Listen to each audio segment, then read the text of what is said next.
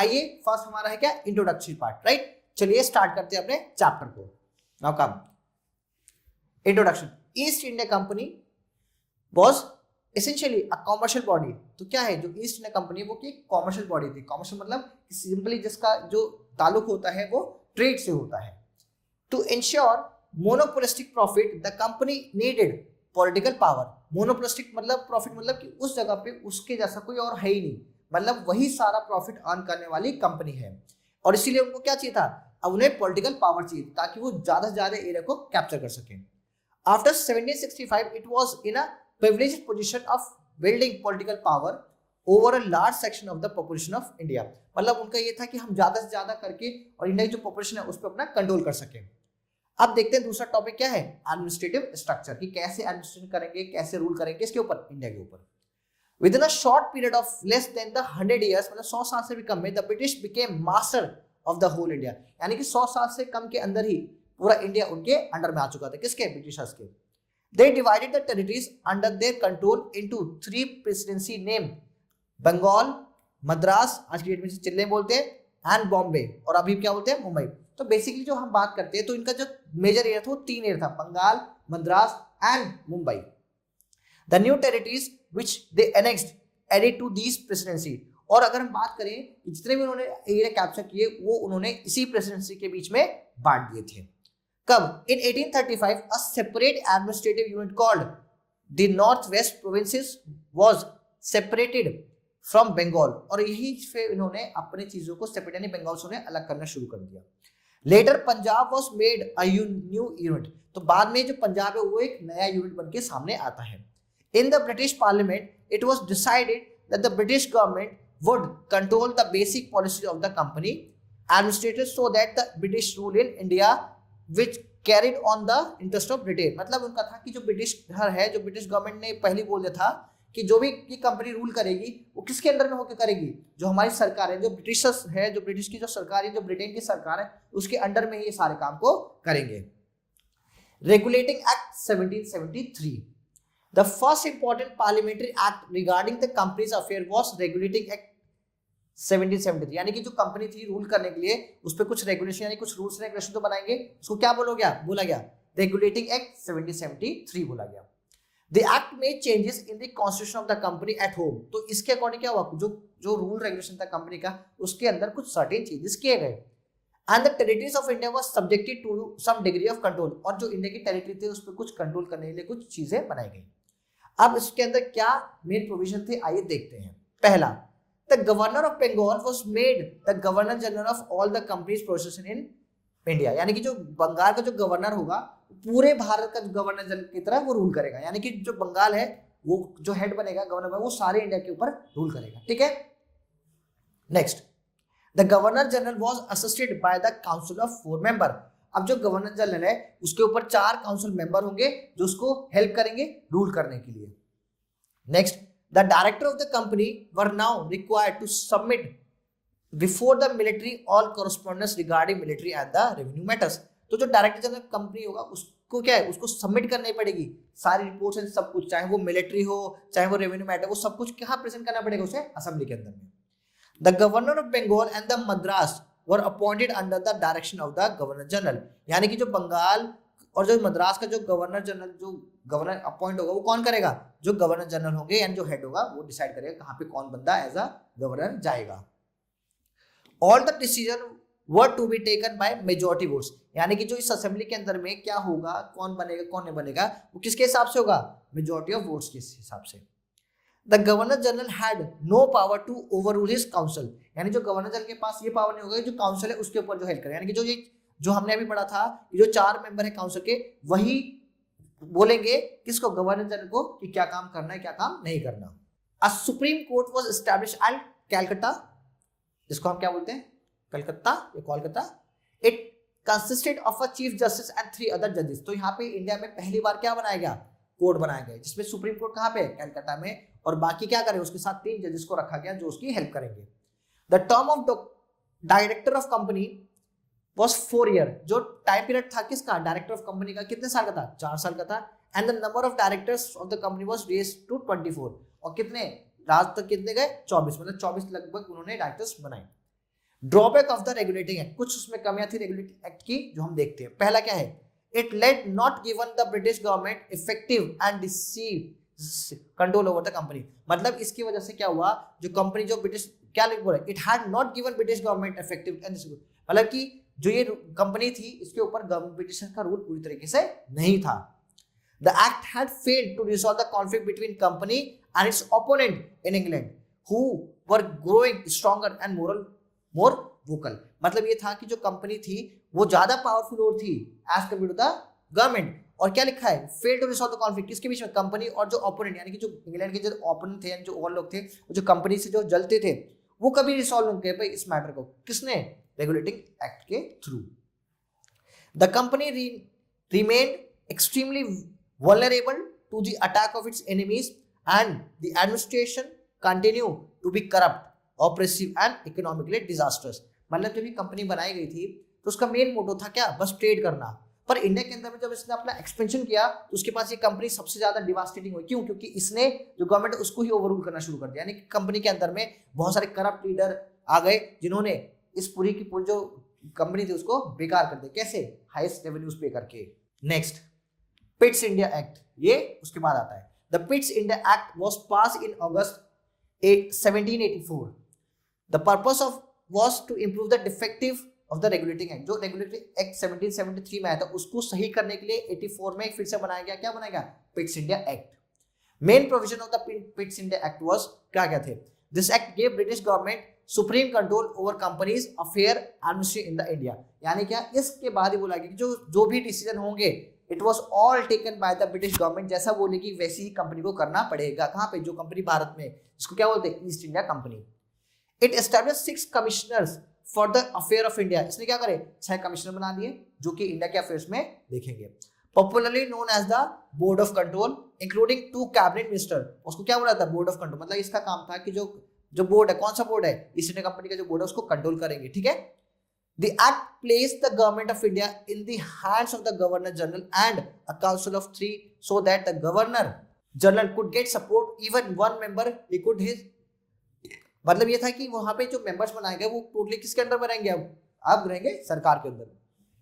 The act clearly subordinate the Bombay यानी Mumbai and Madras present to Bengal in all question war diplomacy। मतलब कि ये था कि अब ये उसके साथ मिलकर काम करेंगे, ये नहीं कि बंगाल वाले ने जो बोल दिया उसको करना पड़े, नहीं, they had to act separately. Right. Drawback of the Pitts India, उसमें भी कुछ ना कुछ कमियां थी, आइए देखते हैं।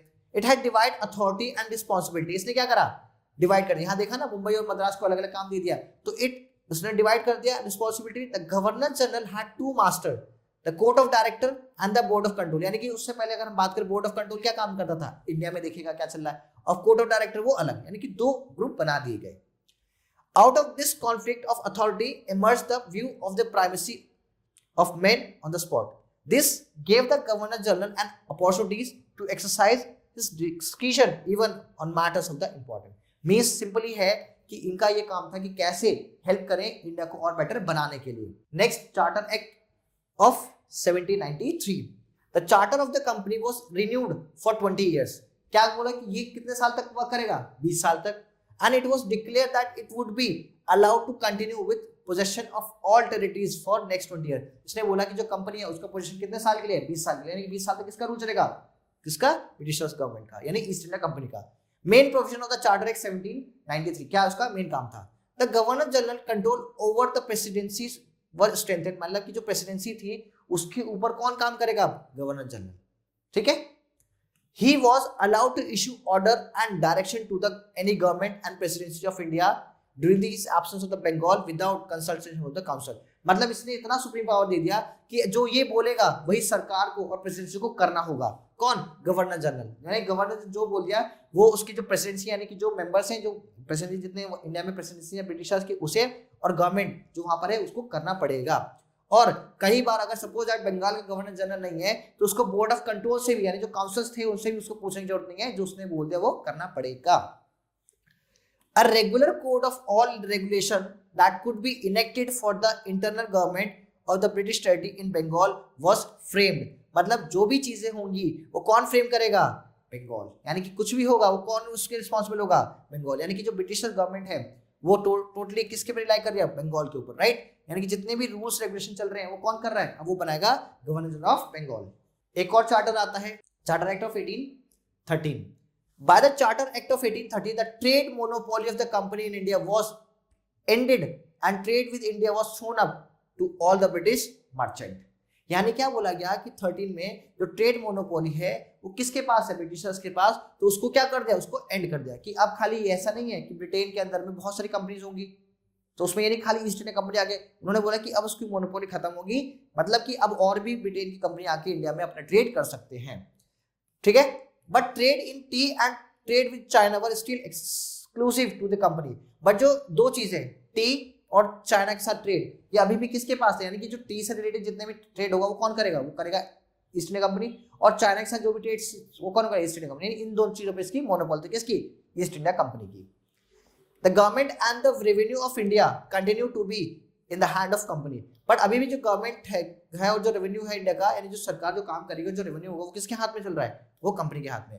The company also continue to appoint its officer in India, यानी कि कंपनी है जो ईस्ट इंडिया कंपनी है उसके पास ये रूल था कि उसकी मर्जी किसी को भी वो अपॉइंट करे, कहां पे, इंडिया के अंदर में। A humble beginning was made in 1813 when charter act incorporate the principle of encouraging learn Indians and promotion of modern science in country. The act directed the company to spend some 1 lakh rupees in education. और ये एक पहली बार ऐसा हुआ कि Britishers ने, यानी कि जो ब्रिटिश का कंपनी है यानी ईस्ट इंडिया कंपनी है, उन्होंने पहली बार सोचा कि हमें कुछ खर्चा करना चाहिए, कुछ इन्वेस्टमेंट करना चाहिए, कहाँ पे, इंडिया में, in the field of education. और कितने का था, 1 लाख रुपीस का, कि वो उन्होंने 1 लाख रुपीस दिए कि आप इंडिया में इसको यूज करो as to promote the education. Next charter है चार्टर एक्ट 1813। कौन सा है, 1813 का charter.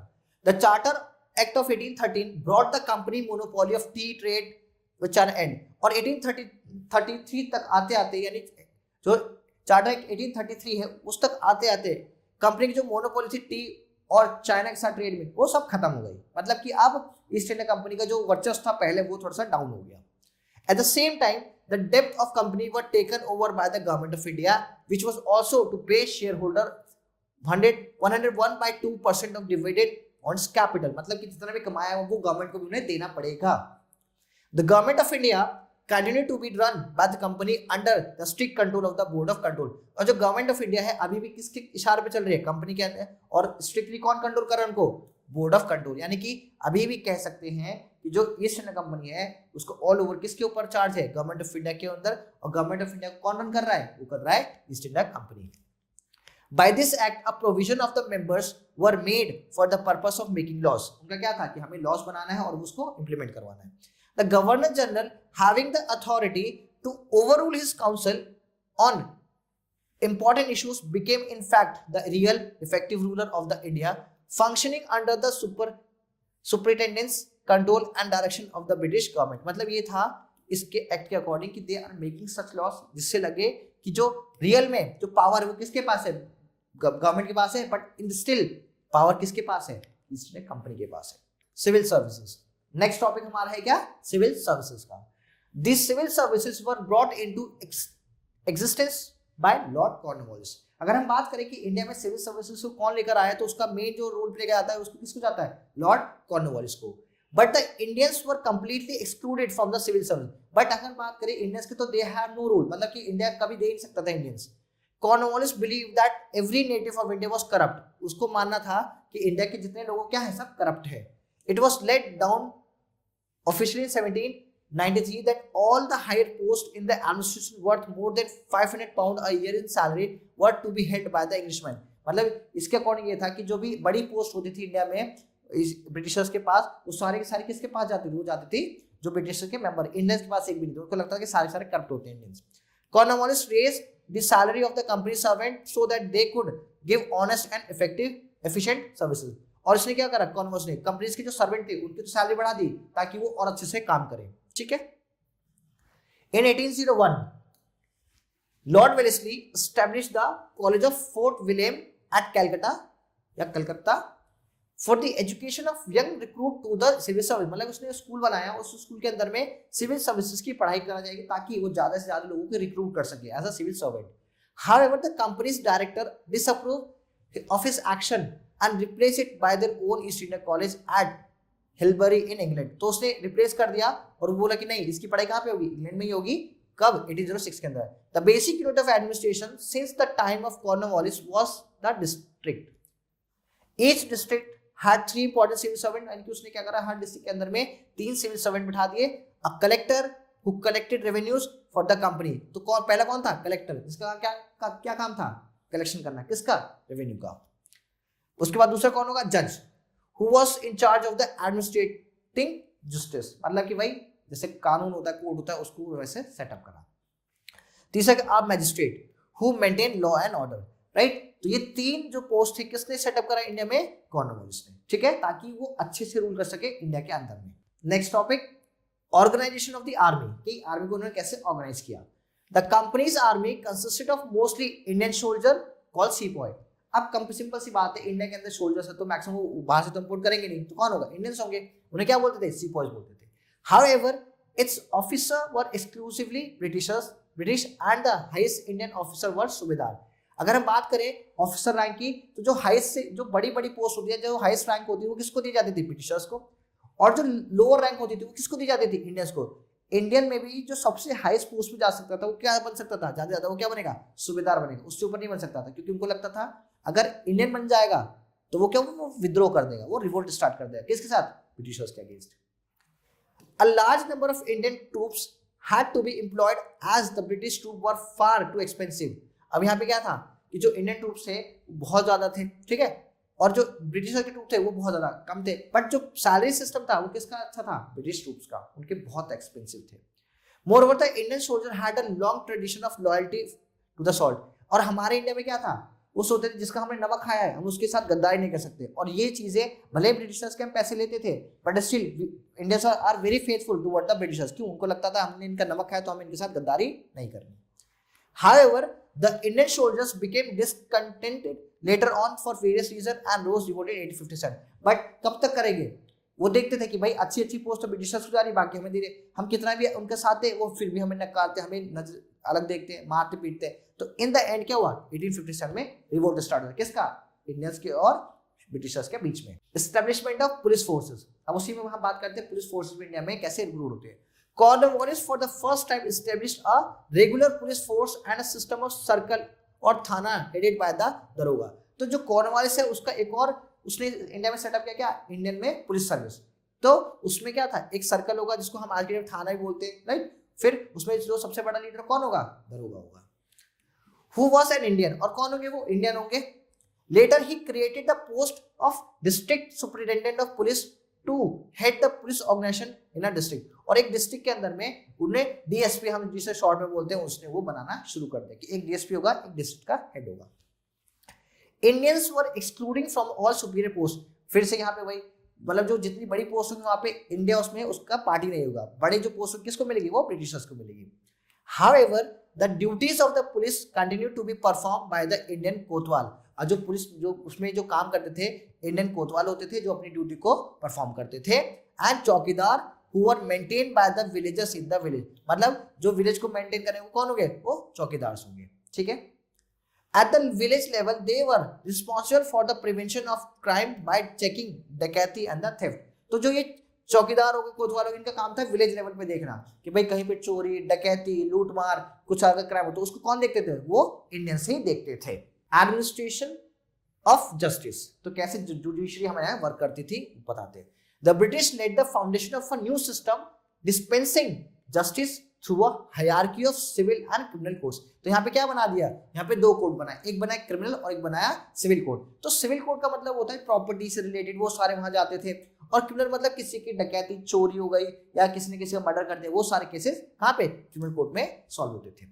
The system was established by the Cornwallis in 1793। कब स्टार्ट हुआ, सेटअप हुआ 1793 में। In each district was set up a Diwani Adalat और सिविल कोर्ट। तो क्या बोला गया, हर एक डिस्ट्रिक्ट के अंदर में क्या बनाया गया, दीवानी और कोर्ट अदालत बनाया गया, ठीक। Presided over by the district जज। कौन उसको रूल करता था, डिस्ट्रिक्ट जज, who belong to the civil services. और वो कौन, सिविल सर्विस जो एग्जाम पास करके आएगा वही क्या करेगा, वो डिस्ट्रिक्ट में जजेस के तौर पे काम करेगा। Appeals from the district court were made first to 4 provincial court of civil appeal and then finally to the Sadar Diwani अदालत, मतलब अलग स्टेप बनाए गए कि एक स्टेप के बाद ये होगा, ये दीवानी अदालत हो गई, ठीक है, प्रोविंशियल कोर्ट्स हो गए, ये सब उन्होंने फॉर्म किए ताकि चीजें बहुत ज्यादा एक सेग्रीगेटेड रहे। Below the district court were registrar court, मतलब डिस्ट्रिक्ट कोर्ट से नीचे कौन था, रजिस्ट्रार कोर्ट था, हेडेड बाय द यूरोपियन, उसका हेड कौन था, यूरोपियन में कोई भी मेंबर सकता था। A number of subordinate courts headed by the Indian जजेस कॉल्ड मुंसिफ एंड अमीन, और उससे भी छोटे कौन थे, मुंसिफ और अमीन, बट वो कौन होते थे, वो होते थे इंडियंस, मतलब सोचते थे कि मैक्सिमम जो सॉल्व करे वो इंडियन ही कर दे, ऊपर तक तो बहुत कम बात जाए, ठीक है। The Indian subject were tried by law based on tradition and custom, तो जो इंडिया के जो सब्जेक्ट थे वो उनके ट्रेडिशन कास्ट की बेसिस वो चीजें फॉर्म थी।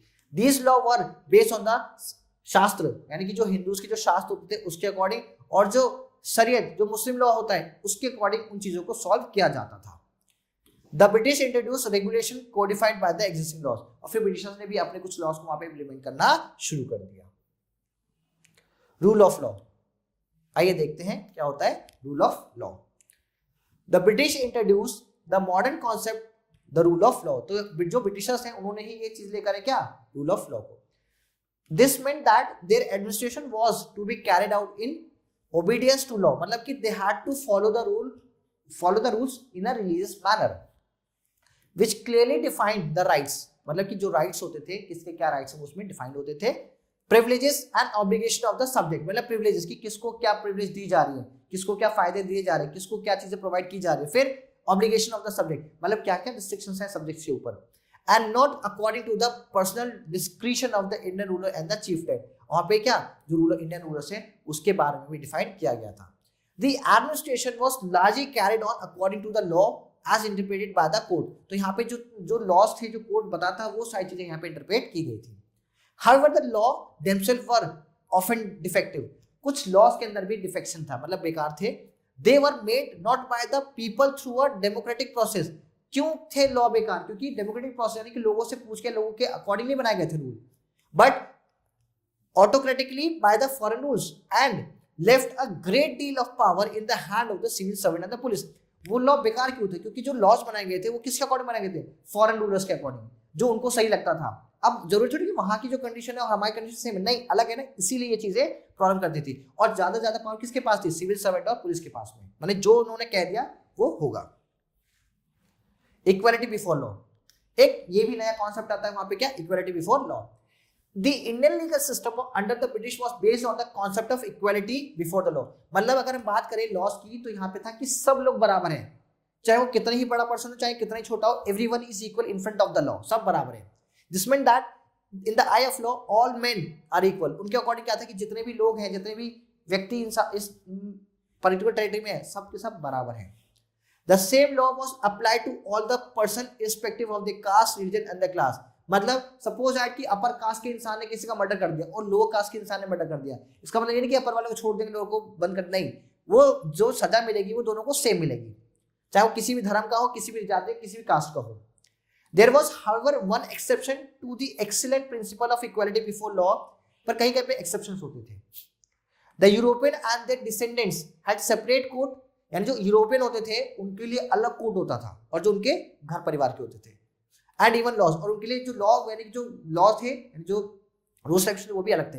In criminal cases they could be tried only by European जजेस, मतलब ये था कि अगर क्रिमिनल केसेस हो रहे हैं, यानी किसी ने क्राइम करा है, ठीक है, तो उस पर कौन आंसर देगा, किसके पास जाएगा वो केस, वो जाएगा यूरोपियन जजेस के पास। कॉन्सिक्वेंटली लाइट और नो पनिशमेंट वर गिवन, कभी कभी होता था कि जो यूरोपियन पकड़ा गया उसको छोड़ दिया या थोड़ा सा पनिशमेंट दे दिया।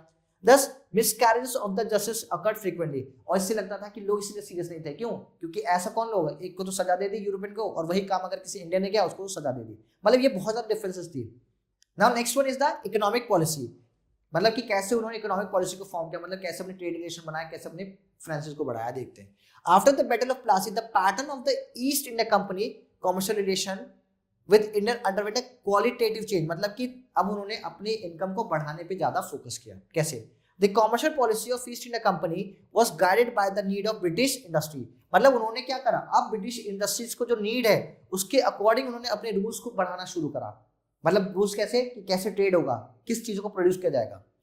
It's primary aim was to transform India into a consumer of Britain British goods products and supply of the raw material, मतलब उन्होंने सोचा कि अब हम क्या करेंगे, वी विल ट्रांसफॉर्म क्या जो India into consumer of British, मतलब कि ऐसा बनाएंगे जो इंडिया है हम अपने गुड्स को यानी ब्रिटिश गुड को लेकर आएंगे और इंडिया में उसे सेल करेंगे, और हम क्या करेंगे इंडिया से जितने रॉ मटेरियल हो सकते हैं हम सब सप्लाई करेंगे कहाँ पे, ब्रिटेन में। मतलब उन्होंने टोटली इंडिया को अपने अंडर में करके इंडिया को as a good market generate किया।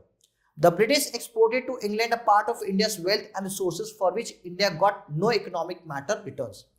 अब यहाँ पे जो मटेरियल है वो सारा का सारा किसके पास जा रहा है, रॉ मटेरियल वो जा रहा है ब्रिटिशर्स के पास, यानी कि we have a zero material, मतलब हमारे पास इतना गंदा सीन हो गया कि हमारे पास अपना खुद का पैसा नहीं रहा। क्यों हम पैसा जनरेट नहीं कर पा रहे, क्यों नहीं कर पा रहे, क्योंकि मैक्सिमम जो वेल्थ था वो कौन जनरेट करता, ब्रिटिशर्स, क्योंकि सारा मार्केट जो था वो किसके अंडर में था, ब्रिटिशर्स के। This economic drain was peculiar to the British rule. The British spent a large part of their taxes and income they derived from the Indian people, not in India but in their home country Britain। मतलब जो जितना वो यहाँ से कमाते थे वो सारा कहाँ ले जाते थे, अपनी कंट्री में। जितना यहाँ रिसोर्सेज था रॉ मटेरियल वो कहाँ ले जाते थे, ब्रिटेन में। तो मतलब मैक्सिमम जिसको प्रॉफिट हो किसको होता, वो था ब्रिटेन को। Development of transport and communication, ये बहुत मेजर रोल प्ले करता है किसी भी चीज की ट्रेड एंड कॉमर्स कंपनी के लिए। The British rule introduce steamship and set about improving the road to facilitate British manufacturers to flow into India on a large scale and to secure raw material for British industries। मतलब simple सा था what they want कि हमें कैसे भी क्या करना है, हमें अपना जो प्रोडक्शन है वो बढ़ाना है। कैसे बढ़ाओगे, थ्रू द ट्रांसपोर्ट, राइट। तो उनका था कि हमें कैसे भी ट्रांसपोर्ट को बहुत एडवांस करना है, बहुत तेज करना है ताकि हमारे पास ज्यादा पैसा आ सके। तो उन्होंने क्या करा, रॉ मटेरियल को मैक्सिमम क्या करो, ब्रिटिश इंडस्ट्री तक पहुंचाओ।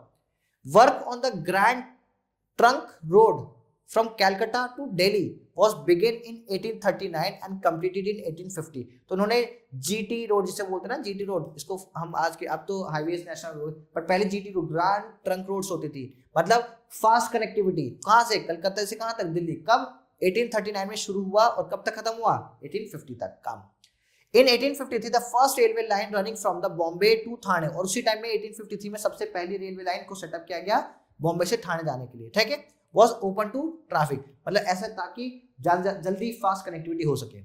The British also establish N efficient and modern postal service system. यहाँ पे क्या उन्होंने पोस्टल सिस्टम यानी कि चीजों को जल्दी से मतलब इन्फॉर्मेशन पहुंचानी शुरू करी जाए। एंड इंट्रोड्यूस द टेलीग्राफ, और टेलीग्राफ उससे और फास्ट कनेक्टिविटी उसको भी इंट्रोड्यूस किया। The telegraph line from Calcutta to Agra was open in 1853, ठीक है, स्टार्ट किया गया।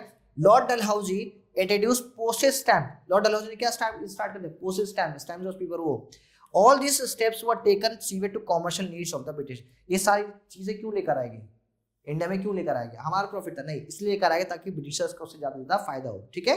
लैंड रेवेन्यू पॉलिसी, सिंपल सी बात है, अगर आपको किसी भी चीज को प्रोड्यूस करना है तो कहाँ करोगे, जमीन पे, तो उसके लिए कुछ पॉलिसी में इंप्लीमेंटेशन करनी पड़ेगी। Yes, land revenue policy. After the battle of Buxar in 1764 the East India company got control over the revenue of Bengal, Bihar and Odisha. यानी कि बैटल ऑफ बक्सर के बाद से बंगाल, बिहार और उड़ीसा पे किसका राज था, ब्रिटिशर्स का। तो वो पॉलिसी किसके अकॉर्डिंग बनाएंगे, अपने according. In 1773 it decided to manage the land revenue directly.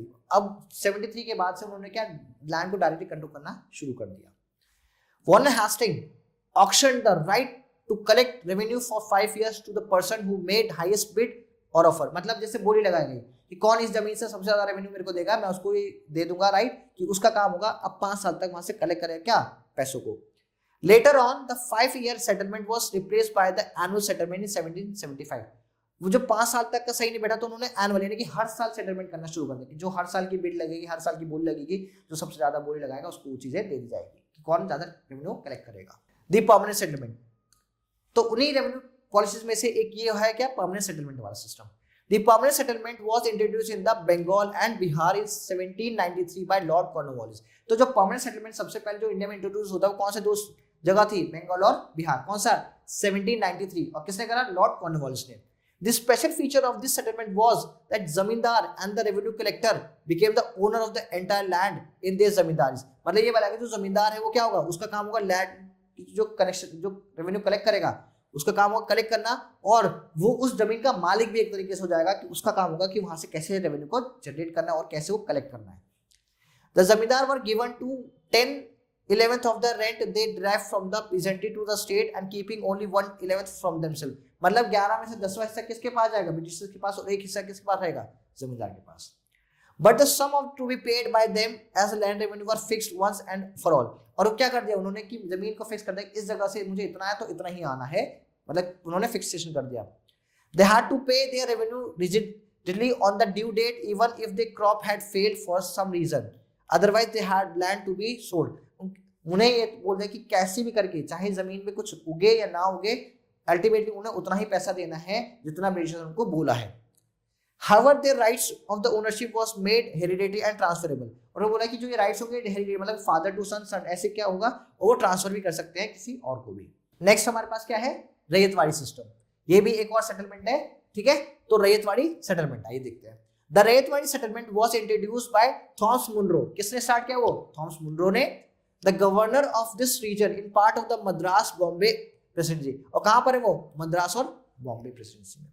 Under the new system of the revenue collection, the rights or cultivators were recognized as the owner of their plot of land subjected to payment of the land revenue. वो क्या बना दिया? उन्हें रैयत बना दिया कि एक प्लॉट ऑफ लैंड का उन्हें ओनर बना दिया गया कि उसमें से जितना भी होगा वो उनको कुछ पोर्शन उनको क्या करना है? एज अ रेवेन्यू देना पड़ेगा. The settlement was not made permanent. ये क्या था? ये परमानेंट नहीं था पहले वाले की तरह. But it was revised periodically after 20 to 30 years. और ये नहीं कि जितना बोल दिया उतना ही उन्हें पे करना है, उतना ही देना है. वो 20 से 30 साल बाद वो चेंज होता रहेगा कि अभी इतना दिया, चलो इस साल इतना देंगे, ठीक है.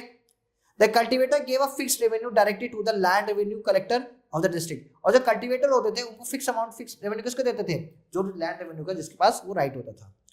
Under the rate-wise system, the right soon discovered that they had were government tenants whose land was sold if they failed to pay the revenue due date. और यहाँ पे ये सिस्टम था कि अगर वो फिक्स डेट पे अगर नहीं दे पाए, क्या पैसा नहीं दे पाए उतना, तो उनसे वो राइट छीन ले जाएंगे, ठीक है. नेक्स्ट क्या है? महालवाड़ी सिस्टम. महालवाड़ी सिस्टम क्या है?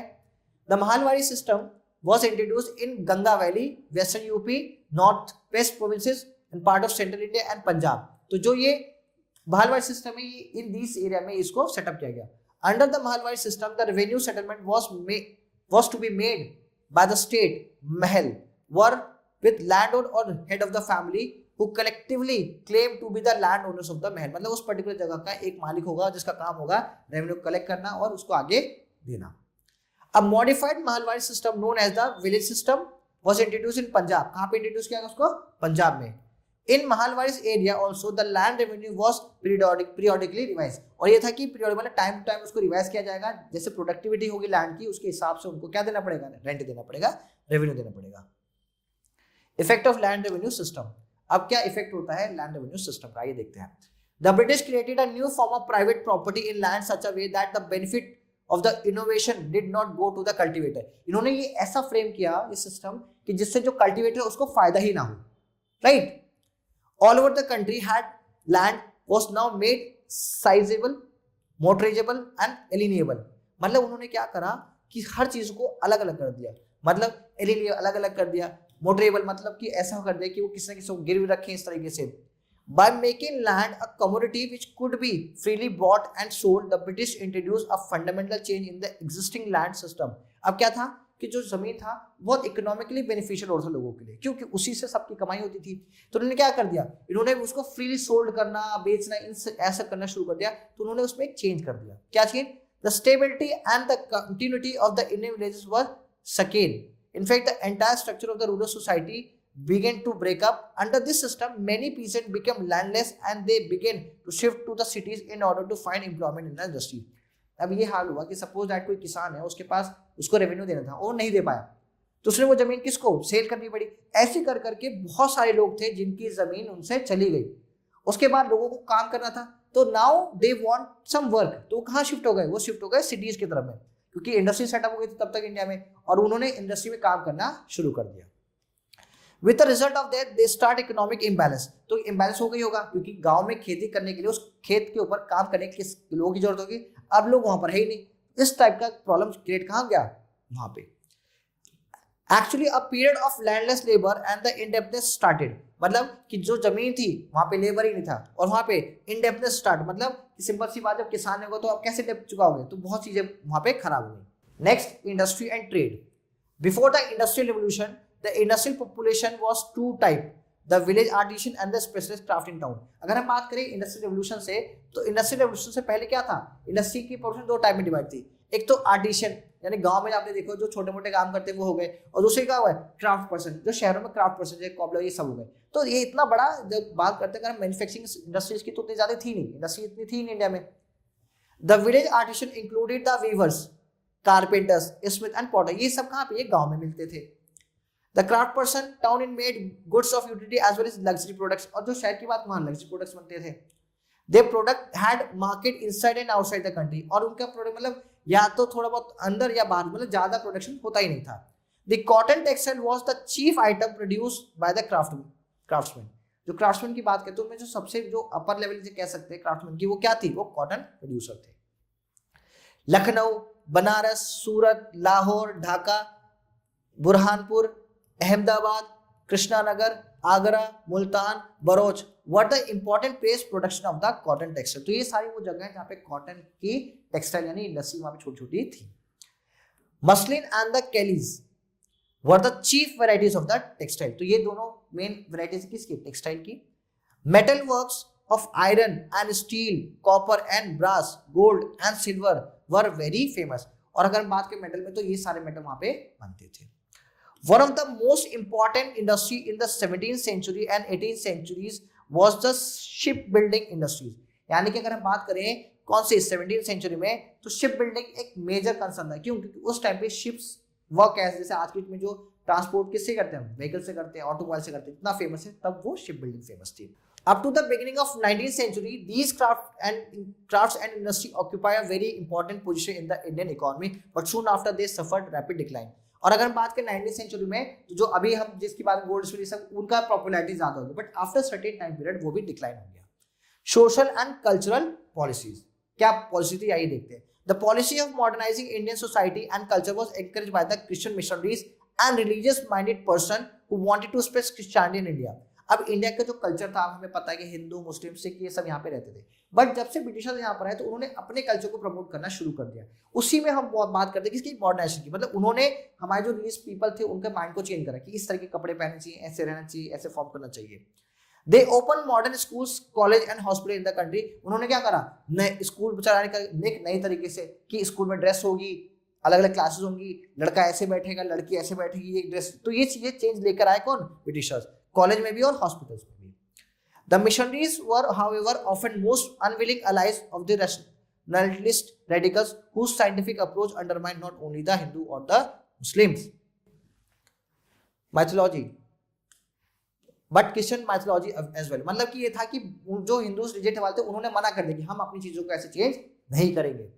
The biggest achievement of the British was the outlaw of the practice of sati। तो जो अचीवमेंट हम बात करें, जो सबसे जो बढ़िया चीज जो ब्रिटिशर्स ने की, उन्होंने करा क्या, 1829 में दे अबॉलिश द सती सिस्टम। मतलब सती सिस्टम का मतलब ये होता था कि अगर सपोज दैट कोई फीमेल है, उसके हस्बैंड की डेथ हो जाती है, तो जब उसके हस्बैंड को जब डेड बॉडी को जब जलाया जाता था, उस पर उस औरत को भी बिठा देते थे, उसको भी बंद कर देते थे। तो ये था सती सिस्टम, इतना क्रूअल।